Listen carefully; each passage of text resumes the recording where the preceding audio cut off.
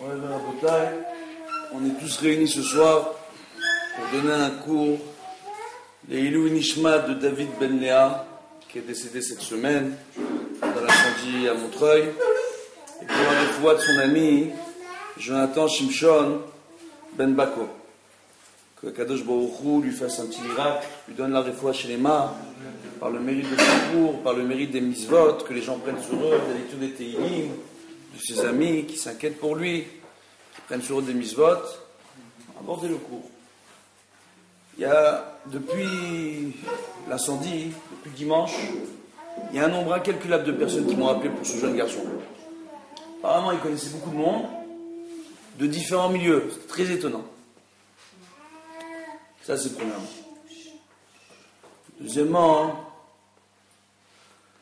on voit qu'il a dû sauter par la fenêtre pour échapper aux flammes de l'incendie, qu'aujourd'hui les médecins disent que son état s'est stabilisé, son visage aurait été enflé, sont les dires des personnes qui auraient été à l'hôpital et qui me tiennent au courant de son état de santé. Mais il faut prier, Bezrat Hashem, pour qu'il s'en sorte avec une bonne santé. C'est pas évident. Bezrat Hashem. On nous enseigne dans Masechet Brachot on nous parle de sages qui ont eu du mal de prendre sur eux la galoute, l'exil. On ne parle pas simplement de la galoute, de vivre en dehors d'Israël, on parle de l'exil sans temple. Tant qu'il n'y a pas Mashiach, ça reste la galoute. Même si Baruch Hashem, aujourd'hui quand on va en Israël, c'est un très bon début de Géoula, d'accord ? On n'a pas encore le Beth Amikdash. Quand on aura le Beth Amikdash, quand Bezrat Hashem, tout le monde enfin reconnaîtra que chez nous, c'est là-bas, que ça appartient au peuple juif, la terre d'Israël, qu'il y a l'emplacement pour le Beth Amikdash, alors là, Béhémet, on pourra parler de véritable Géoula, plaie de Dieu. Et pour nous et pour l'ensemble de l'humanité, dans la paix et l'harmonie. On voit dans la Gemara qu'on nous rapportait que les sages, lorsqu'ils avaient des épreuves sur eux, on leur enseignait qu'ils devaient accepter les épreuves dans ce monde, parce que les épreuves sont le lot quotidien de l'exil dans lequel on vit.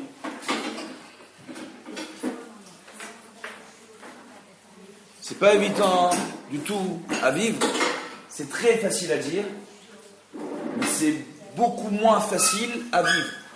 Quand on a un jeune ami, quand on a un fils, quand on a un frère, quand on a un neveu, quand on a un cousin qui à cet âge-là, le jour où il avait décidé de prendre l'avion pour faire son alia et partir vivre en Israël, un incendie se déclare.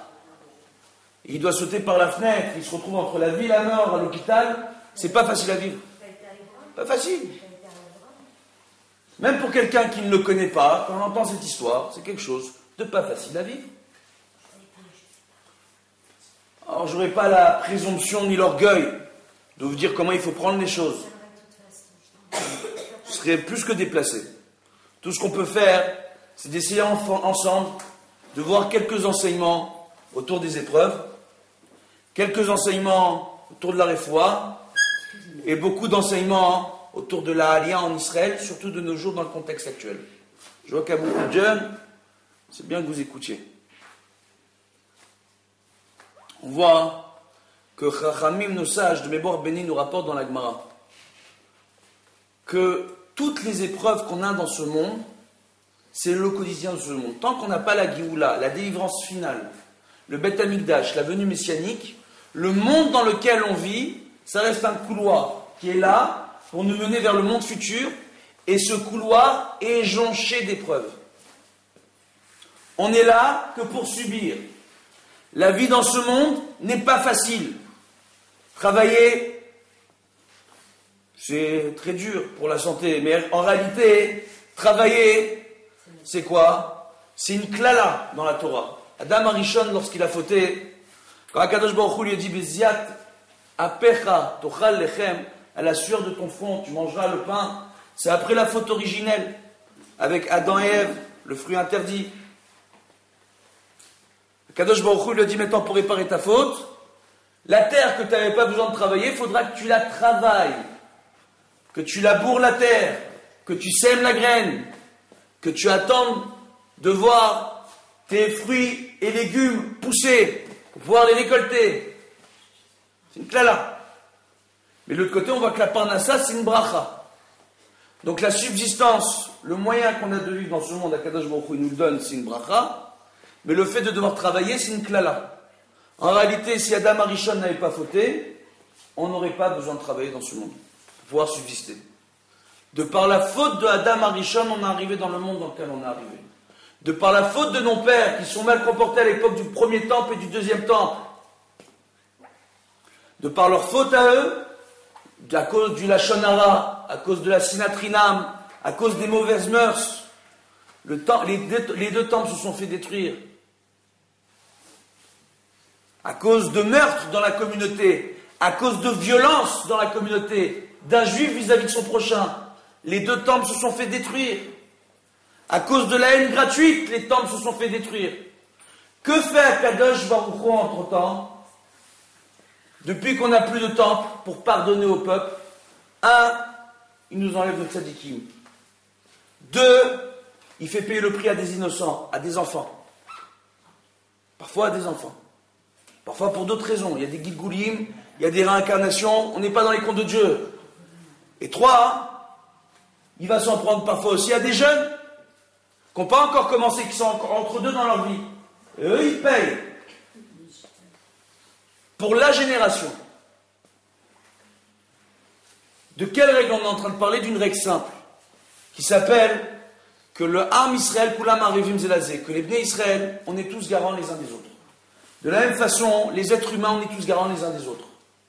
Quand il y a un homme qui est sur un bateau et qui décide dans sa chambre de faire un trou dans la coque pour que l'eau rentre dans sa chambre, tout le monde va taper à sa chambre, va lui dire: mais attends, avec ton trou, tu vas couler tout le bateau. Il dit: non, non, non, non.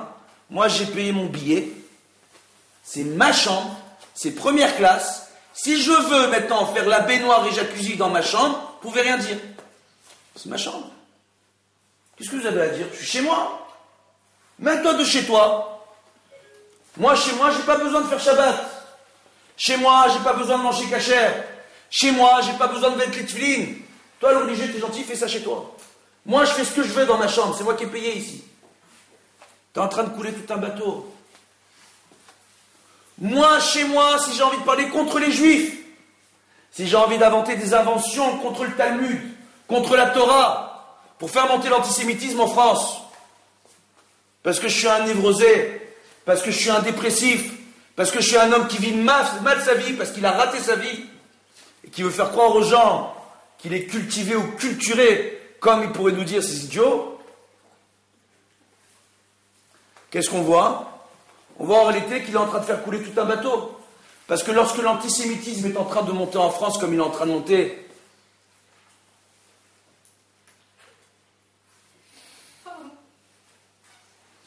quand l'antisémitisme est en train de monter en France comme il est en train de monter, qu'est-ce qu'on voit en réalité?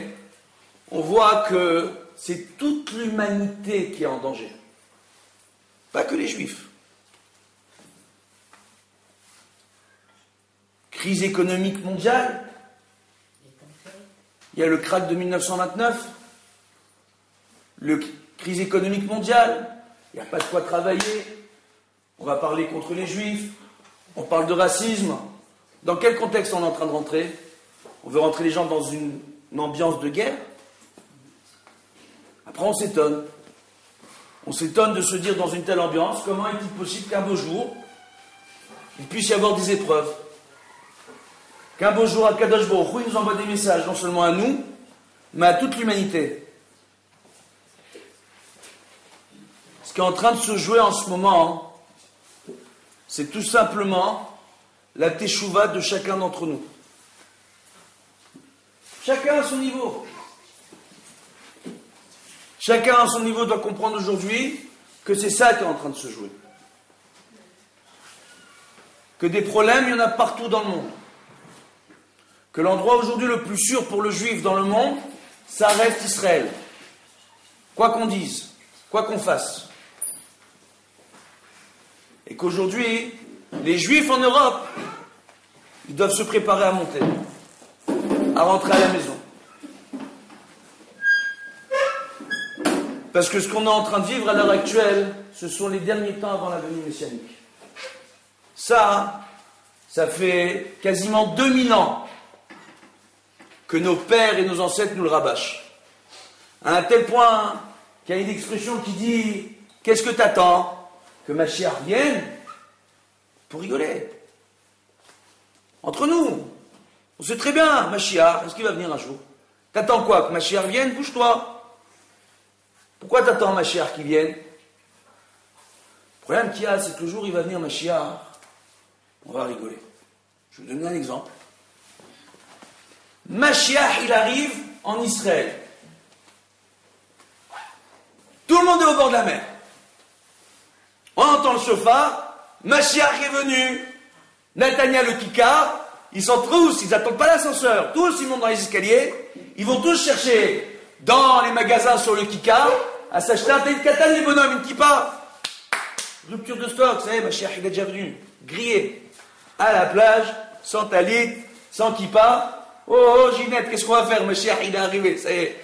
Halita. Vous imaginez le truc? Imaginez Sully, et c'est vrai que c'est marrant, vous pouvez rigoler. Imaginez, le type, il est au quick, sur le point de manger son bacon avec le fromage. Chauffard, Mashiach, il est arrivé. Ouh. Comment il va être? Alors, est-ce qu'on doit attendre la dernière minute? Il y a une tendance. Dans cette génération, on dit que la génération avant la venue messianique, elle sera très proche de Dieu, aura des connaissances en Torah extraordinaires. Je vous le confirme. Les grands Torah qu'on a aujourd'hui, ils sont exceptionnels. Il n'y a jamais eu dans l'histoire de tout le peuple d'Israël autant de yeshivot, autant de kolélim, autant que de synagogues qu'aujourd'hui. Jamais. Jamais. Et pourtant, dans toute l'histoire du peuple d'Israël, on n'a jamais été aussi peu nombreux. On est de moins en moins nombreux, et les endroits pour étudier la Torah sont les plus nombreux de toute notre histoire. Donc d'un côté, on voit que les Israël, ils sont proches de Kadosh Baruch Hu. Il y a des rabbanim, il y a la Torah, il y a la mitzvot, il y a des millénaires d'enseignements derrière nous pour nous aider à comprendre les choses. Il y a des Gemarot qui ont été compilés au IVe siècle, mais rédigés il y a un petit peu moins de 2000 ans, qui nous parlent de la distance entre la Terre et la Lune, à la virgule près. Il y a des Zohar qui nous parlent du phénomène de gravité, des atomes, des molécules, des protons, des neutrons, de l'influence du climat sur le métabolisme humain. Comment un monsieur qui s'appelle Shimon Bar Yochai, Rabbi Shimon Bar Yochai, ou un autre monsieur qui s'appelle Rabban Gamliel, peuvent être au courant de choses pareilles, à leur époque, à eux. Alors, le Rav Levinstein, il répond une chose extraordinaire à ça. Il dit les scientifiques, ils ont créé la théorie du créationnisme, qui voudrait dire que les samouraïs, l'art du bushido et l'art des sabres viendraient d'une science extraterrestre. Que les pyramides, que les pharaons qui auraient eu des pouvoirs magiques auraient été des extraterrestres. Et toutes sortes de théories scientifiques sérieuses, dont beaucoup se sont inspirés à Hollywood pour nous en faire des films. Donc on nous raconte des choses extraordinaires. Et là on va nous dire, peut-être que dans le Talmud, c'est la même histoire. Il y a des extraterrestres qui sont venus et qui ont tout expliqué aux sages. Peut-être que le matin de Torah sur le Har Sinaï, c'était la rencontre du troisième type. C'est une soucoupe volante qui est venue donner la Torah à Moshe Rabbeinu. Le problème qu'il y a, c'est que plus on étudie la Torah, et plus on voit le Hémet, et plus on se met dans l'étude de la Torah, et plus on comprend que cette histoire d'extraterrestre, ça ne sert à rien. On rapporte qu'avant le voyage sur la Lune, avant que les Américains aillent sur la Lune pour la première fois, il y a des scientifiques israéliens qui sont partis voir le Rav Shalom Sharabi, qui était à l'époque le Rosh Yeshiva de la Yeshiva des Mekoubalim à Bethel. Il dit que Rav, pour la première fois de l'histoire, il y a des hommes qui vont aller sur la Lune, marcher sur la Lune. Que fait-on? Dans la Torah, il est marqué que la seule forme de vie qu'on peut trouver en dehors de la Terre est microbienne. Donc on ne pourra trouver que des microbes en dehors de la Terre. Mais que la seule planète sur laquelle des espèces se sont développées de façon avancée, c'est sur le globe terrestre, la Terre. Nulle part ailleurs dans l'univers. Nulle part ailleurs. C'est marqué dans le Zohar, c'est marqué dans le Talmud. Donc ça veut dire que le Talmud est en train de nous dire que les extraterrestres, ça n'existe pas. Ils sont tous venus voir en panique. Ils vont sur la Lune. Qu'est-ce qu'on fait si sur la Lune, il y en a un qui vient et qui croise un extraterrestre? Qu'est-ce qu'on fait? Qu'est-ce qu'il a dit Rabbi Shalom Sharabi? Il a dit, regardez ce qui est marqué dans Tichat Eliyahu. Tous les jours, avant la Tfila, on lit un texte d'Eliyahu Hanavi, dans la Tichat Eliyahu, qui nous explique comment Dieu a créé ce monde. Et qui nous explique qu'en dehors de la terre sur laquelle on vit, il n'y a pas de forme de vie si ce n'est microbienne. Il n'y a rien d'autre. Tout ce que tu as trouvé, c'est des microbes. En dehors de ça, tu ne trouveras rien. Ça va plus loin que ça. Le Zohar nous dit que l'univers, lorsqu'il a été créé, tel que c'est rapporté dans Bereshit, à Kadosh Baruch Hu, l'univers était rempli d'eau. Rempli d'eau. Les gens aujourd'hui, ils vont sur Jupiter. Ils trouvent autour de Jupiter des satellites naturels de cette planète qui a des anneaux. Ils trouvent un de ces satellites qui s'appelle Europe. C'est une planète immense qui est un petit satellite de Jupiter. C'est un bloc de glace. On trouve des blocs de glace dans l'espace. Comment ils sont arrivés là-bas? La glace, c'est de l'eau qui a condensé. On nous rapporte que sur toutes les sphères de la création, il y a eu de l'eau. On nous dit sur Mars, apparemment, il y a des traces géologiques de sources d'eau.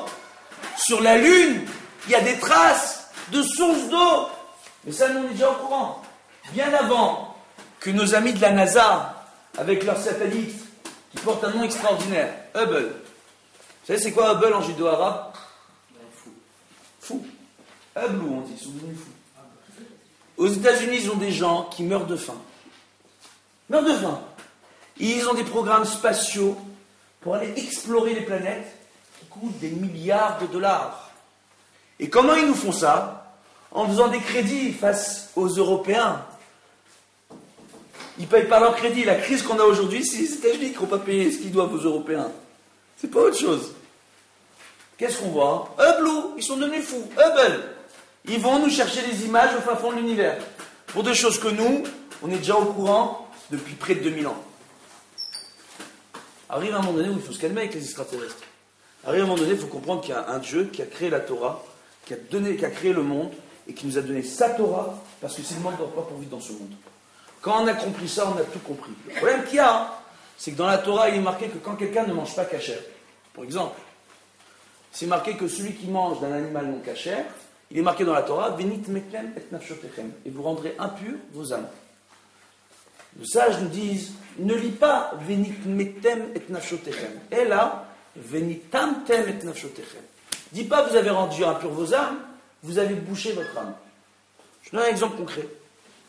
Il y a une voiture, c'est une diesel. Je décide de mettre du 95. Elle va rouler longtemps? Ça veut dire quoi en réalité? Ça veut dire que le juif, il n'a pas le choix. Il doit manger kasher. Durant la première guerre du Golfe, la guerre du Golfe a été déclarée, a explosé le 17 janvier. Mais un mois avant, les Américains sont déjà venus, ils sont arrivés, ils ont installé des missiles patriotes en Israël. Un mois avant, il y avait la fête de Noël, le 25 décembre. Je sais, on peut dire le nom. C'est pas super, mais on peut le dire. Maintenant, qu'est-ce qu'on voit? On voit que le soir du réveillon, les Américains qui étaient là-bas sur la base ont décidé de faire le réveillon, entre eux. Et bien sûr, le soir du réveillon, ils ont décidé de manger du boudin, fait à base de viande non cachère. Le boudin, vous savez, c'est quoi? du sang d'animal. Et là, c'est du sang de cochon. Boudin. Il y avait là-bas, sur la base, différents soldats juifs. J'en connais quelques-uns. C'est en vrai, hein. Soir du réveillon, on leur a proposé de partager le repas. Ils ont tous refusé. Ils ont dit, oulala, c'est un mauvais délire. C'est pas cachère, c'est le soir du réveillon, nous on célèbre pas cette fête, eux ils ont le droit de la célébrer, ils font ce qu'ils veulent, nous on peut pas. D'accord? De manger pas cachère en plus, en Israël, il y en a 2 qui ont accepté. 2. Ils ont eu les 2 cancers des intestins dans l'année. Ils ont guéri, Baruch Hashem. Ils ont guéri. 2. Ça veut dire quoi? C'est quoi ce message? Toute la Plouga, ils étaient en relation avec eux, à l'époque, et c'était une chose extraordinaire pour tous les types. Ils se disaient, attends, vous vous souvenez, vous êtes les 2 seuls à avoir mangé ce soir-là le cochon. Et vous 2, vous êtes tombés malades, ils ont guéri, Baruch Hashem. Mais grâce à quoi ils ont guéri? Grâce aux prières, grâce au Télim, grâce à la Teshuvah. Et aussi grâce à la médecine. Dans le Shulchan Aruch et dans l'Agmara, on nous rapporte qu'Akadosh Baruch Hu, il a donné le pouvoir à l'homme de guérir son prochain. Juif ou non juif. Ça n'a aucune importance. Le médecin juif comme le médecin non juif ont les 2 le pouvoir de soigner leur prochain. Akadosh Baruch Hu, il a donné ce pouvoir à l'homme. Il a donné la science, il a donné l'intelligence à l'homme pour pouvoir guérir son prochain. Pour pouvoir arranger les choses, faire avancer les choses dans le bon sens. De ce fait, on dit que d'un côté, lorsque quelqu'un est malade, il faut d'un côté prier et se renforcer et faire des mitzvot, mais de l'autre aussi faire le minimum. Aller voir le médecin pour soigner. Il faut faire les 2. Les 2 vont de pair. On ne peut pas compter que sur le médecin et on ne peut pas compter que sur la prière. Mais parfois, quand la médecine, dans certains cas, est arrivée à ses limites, tout ce qui nous reste, c'est la prière et la teshuvah. On voit quoi ici? On voit premièrement qu'on doit comprendre. Dans cette période d'épreuve qu'on est en train de vivre, chacun doit se renforcer sur un point, dont je suis en train de parler tout à l'heure, mais vous n'avez pas encore compris, ou vous avez tous compris sans comprendre. On parle de la Emouna, de croire. Croire en Dieu, de croire en la Torah, de croire au mitzvot et de se mettre à étudier. Le Rav Levinstein nous rapporte que celui qui ne veut pas croire en Dieu, il est obligé d'être un très grand croyant en la science. Et de croire en des théories, et on le voit, sur les 200, 300 dernières années, on a vu des théories scientifiques être remises en question, être légèrement corrigées, être revues. Donc toutes ces théories scientifiques, elles-mêmes ont été mises à rude épreuve et certaines d'entre elles ont totalement été remises en question. Pourtant, quelqu'un qui veut croire qu'en la science et qui ne veut pas croire en Dieu, il est obligé de croire dans toutes ces théories. Donc à la fin, ça devient un plus grand croyant que le religieux. Il se rentre dans le fanatisme scientifique. Qu'à la fin, quand il n'a plus d'explication, il va nous sortir le lapin de son chapeau. Non, j'ai une réponse extraterrestre. Créationniste. Il n'y a pas de Dieu, il y a des extraterrestres. Où on va? Par rapport à ça, qu'est-ce qu'on voit? Donc, premièrement, chacun doit se renforcer au niveau de sa émouna. Deuxièmement, on voit qu'à Kadosh Baruch Hu, pour donner la rifoua à son prochain, il y a une chose extraordinaire. On dit premièrement que quand on va prier pour que son prochain guérisse, on va profiter, nous en premier, des prières qu'on fait pour notre prochain. Quand moi je prie pour quelqu'un qui est malade, et que je veux demander quelque chose, c'est une question qu'on me pose très souvent, parce que dans la Gemara, ce qu'on nous dit, Amitpalel al-Chaveron ena rishon, celui qui prie pour son prochain, il en profite en premier. On dit alors, si le prochain il est malade, et je prie pour qu'il guérisse, moi j'ai pas besoin, j'ai pas de problème de santé, est-ce que je peux demander autre chose? Est-ce que je peux avoir une autre kavana? On dit oui. T'as un problème de parnassa, t'as un problème de zivou, tu veux trouver ton âme sœur, tu veux trouver un gentil garçon avec qui faire ta vie, tu veux trouver une gentille fille avec qui faire ta vie. Alors, prie. Quand tu pries pour ton prochain, tu en profites en premier. Ce qui veut dire que, prier pour quelqu'un qui est en mauvaise santé, qui a des problèmes de santé, c'est une très grande mitzvah, c'est un très grand chesed.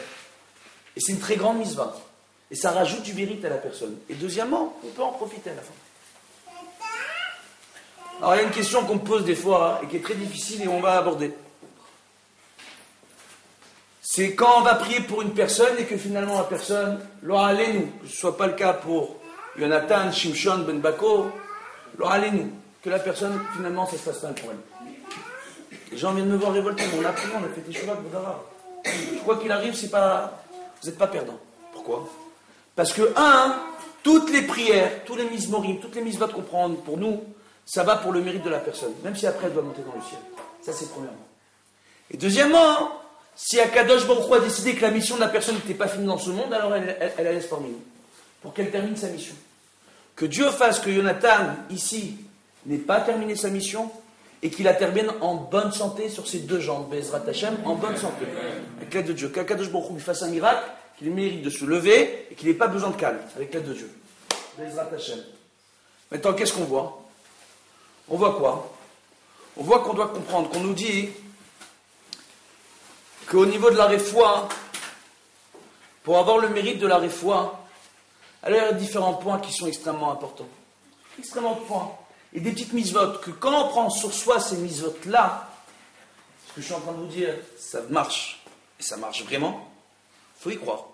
Quand on prend sur soi ces mitzvot-là, ça peut marcher pour la guérison de son prochain. 1, Netilat Yadayim le matin. 2, Netilat Yadayim avant de manger. 3, de faire les brachot. 4, de manger avec une kippa sur sa tête. Pour les garçons. 5, et c'est le dernier point, d'être makpid le matin, de prendre un bon petit déjeuner.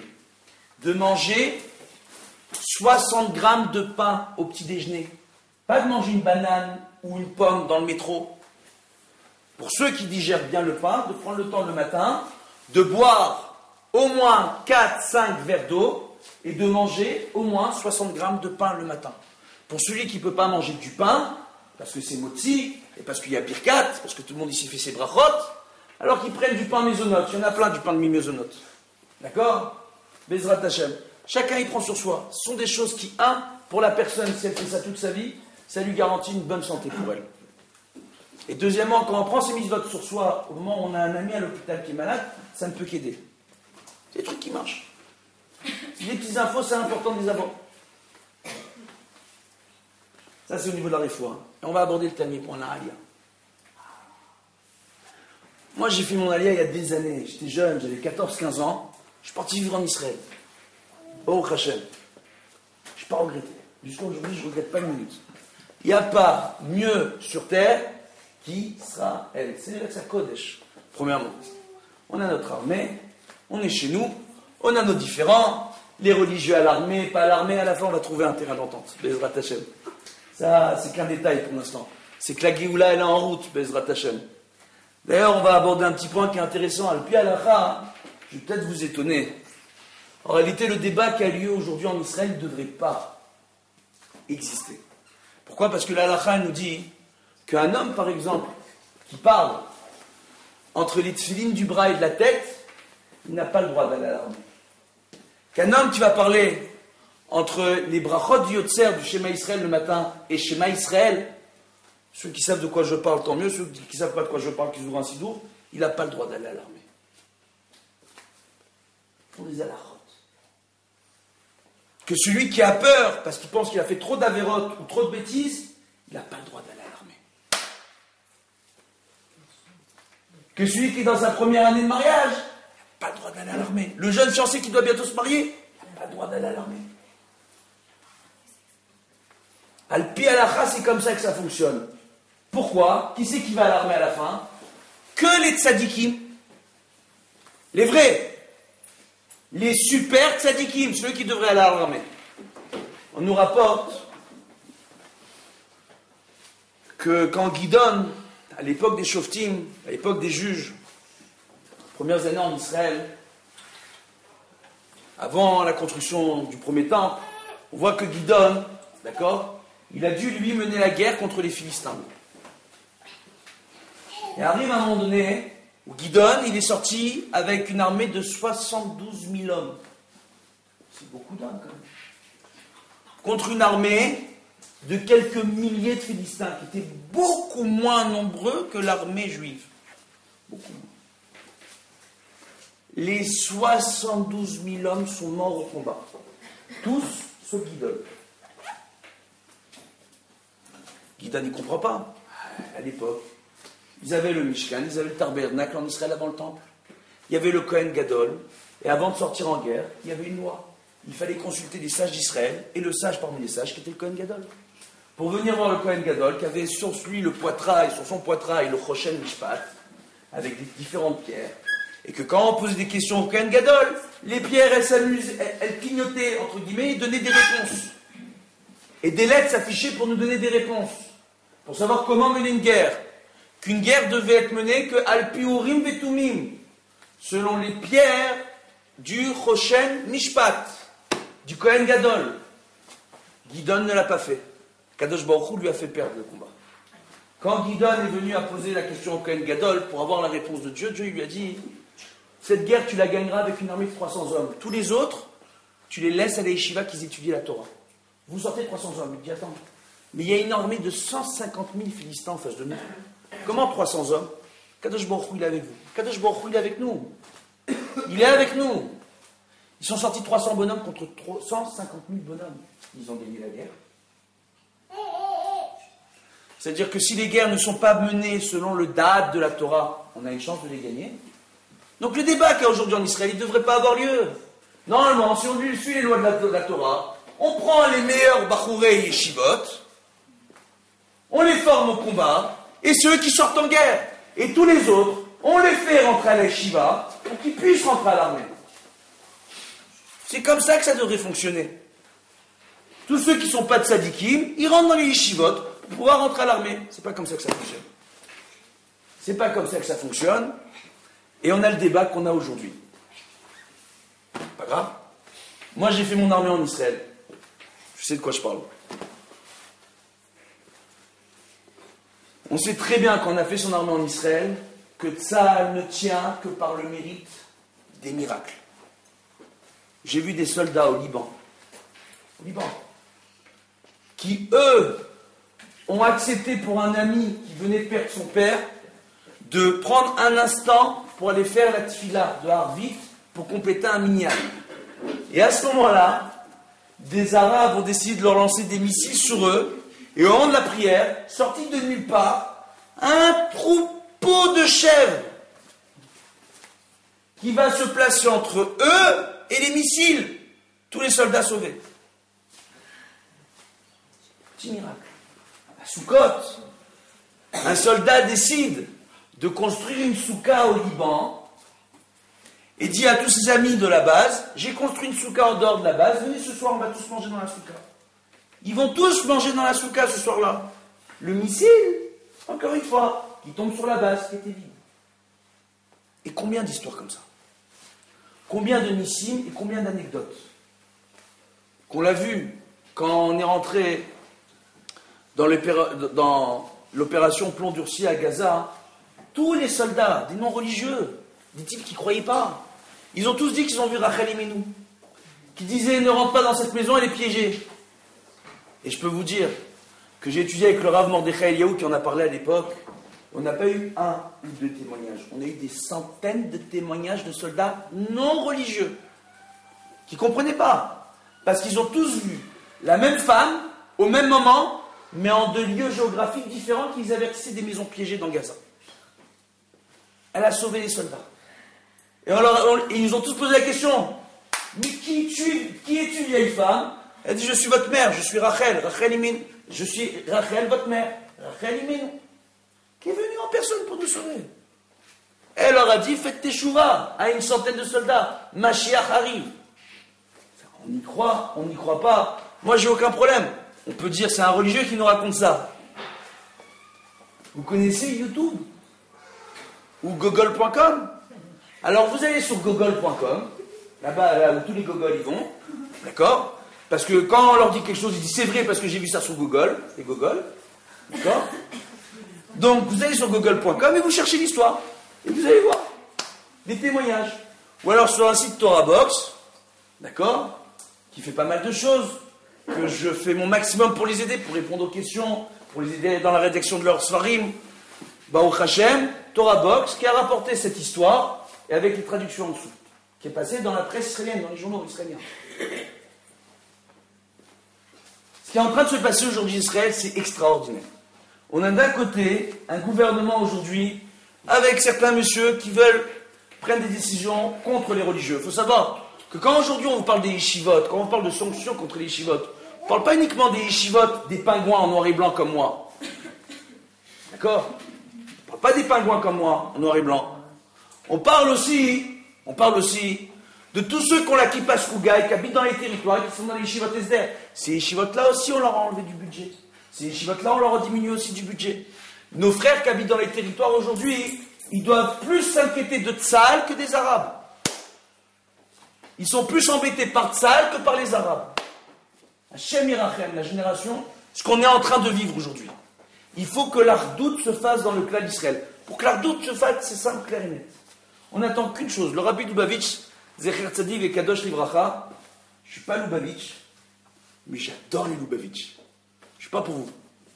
Le Rabbi de Lubavitch, Zecher Tzadiv et Kadosh Livracha, il a dit une chose extraordinaire sur les Juifs de France. Il a dit les Juifs de France, c'est Otiot ou Faratzta. Faratzta, ça veut dire, dans le fameux verset, quand on dit au Bnei Israël, on a garanti à nos pères, ou Faratzta, tu te répandras sur la terre d'Israël et la Torah se répandra à travers le monde par ton mérite quand tu feras Torah en Mitzvot. C'est Otiot Safat. Les Juifs de France, ils ont ce pouvoir de faire l'ardoute. On voit aujourd'hui en Israël, les Juifs qui sont venus de France, la ville de Ranana, ça peut être intéressant ou pas intéressant. Il y a 25 ans, 30 ans, c'était une ville où on avait du mal à trouver un restaurant kasher. Aujourd'hui, avec les Juifs de France, il y a des kolélim, il y a des séminaires, il y a des cours de Torah tous les jours, pour les hommes, pour les femmes, pour les enfants. Il y a des synagogues, et des synagogues, et des synagogues, et des restaurants kasher, pas kasher, kasher plus, kasher la méadrine. Ils ont transformé la ville.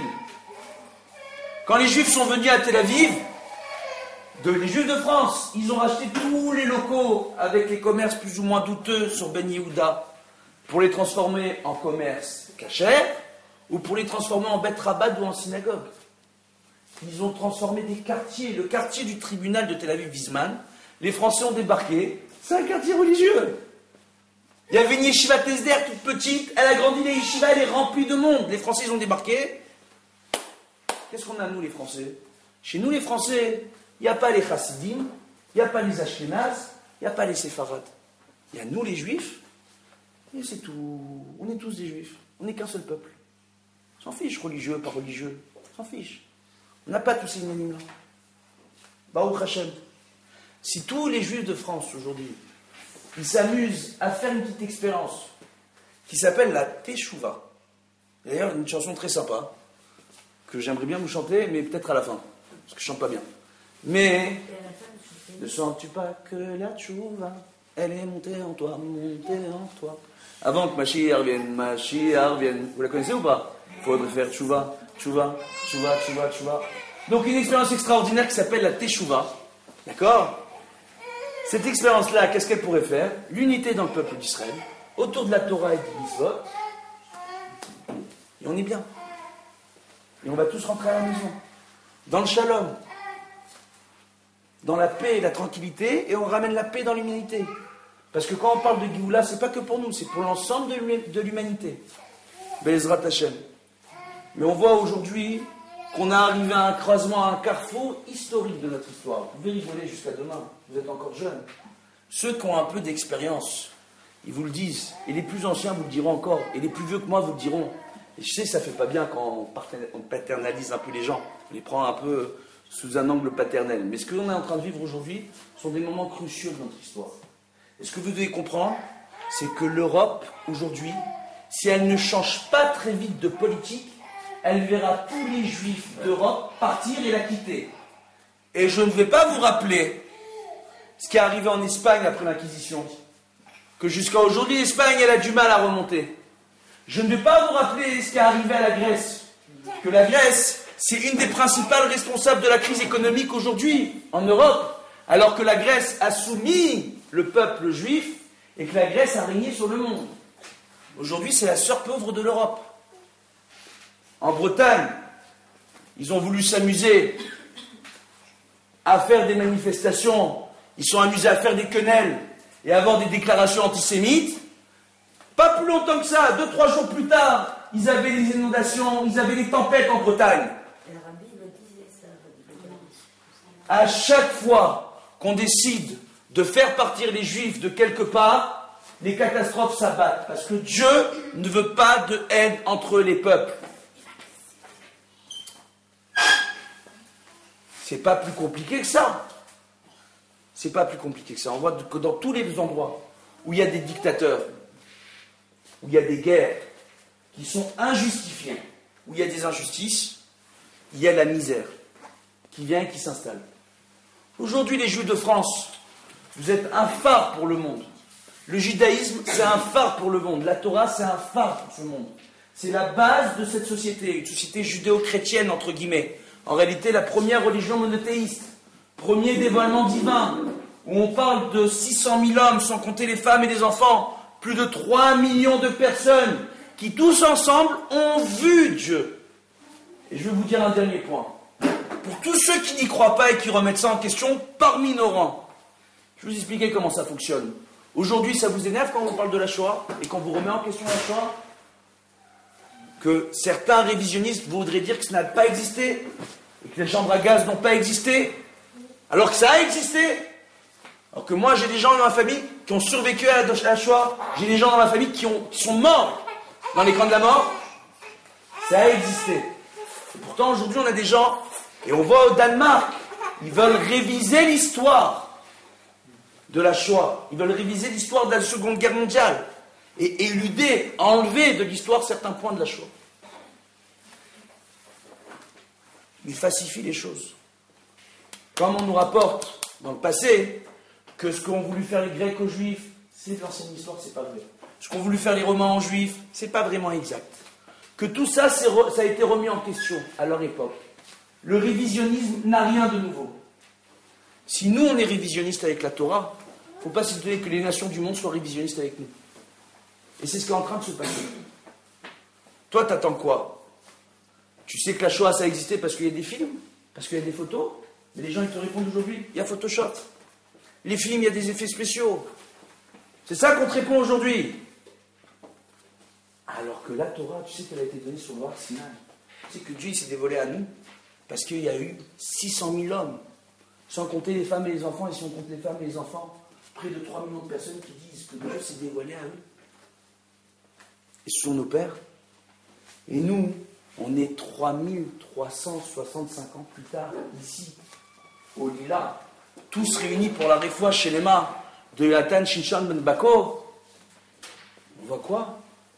On voit qu'on est encore là à parler de Torah et de Mitzvot, et du Har Sinaï, et de mettre les tefilines, et de manger kasher, et de faire Shabbat. Alors je vais lancer un dernier message, qui est très important. Pour tous ceux qui ne font pas encore Shabbat, aussi, vous connaissez des gens qui ne font pas Shabbat, parce que je suis sûr qu'ici tout le monde fait Shabbat, Baruch Hashem. Si vous connaissez des gens qui fument beaucoup, et qui disent, moi le Shabbat j'ai du mal à cause de la cigarette. J'adore, c'est ma préférée. Il faut dire qu'il y a un rabbin, qui est juge rabbinique à Bnei Brak, qui s'appelle le Rav Chaim Ishai, qui a dit la chose suivante. Qu'un monsieur, s'il veut commencer à faire Shabbat, alors que c'est un gros fumeur, qui commence par enlever une cigarette par Shabbat. Premier Shabbat, on enlève une cigarette. Deuxième Shabbat, on enlève 2 cigarettes. Et on va à la synagogue. Et on essaye de faire Shabbat. Et on prend les mitzvot, chouïa, doucement, doucement. On y va doucement. Il ne faut pas se faire mal. Red balik. Vous comprenez l'anglais ou pas? Vous êtes choqués?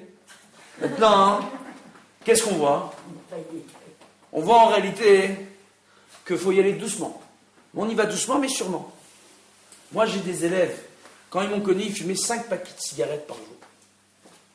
Imaginez le Shabbat. Un fumeur de 5 paquets de cigarettes. Ils ont enlevé Shabbat par Shabbat une cigarette.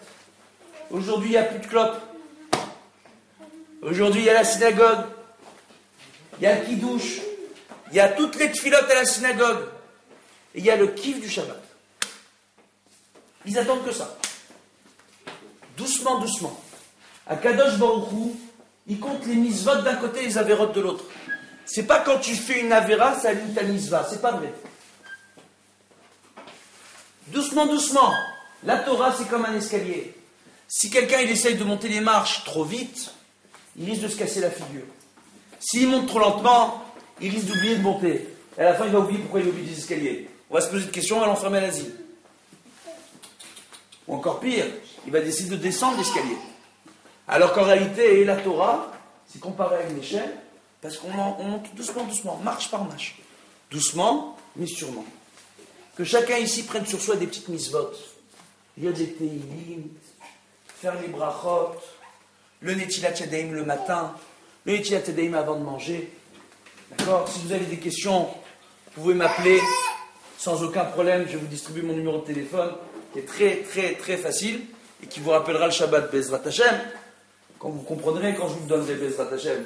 Maintenant, c'est des points qui sont extrêmement importants. Bezrat Hashem, que chacun ici se renforce, prenne sur soi des petites mitzvot, afin qu'on ait les mérites. De voir Jonathan, Shimshon, Ben Bako, guérir Bezrat Hashem.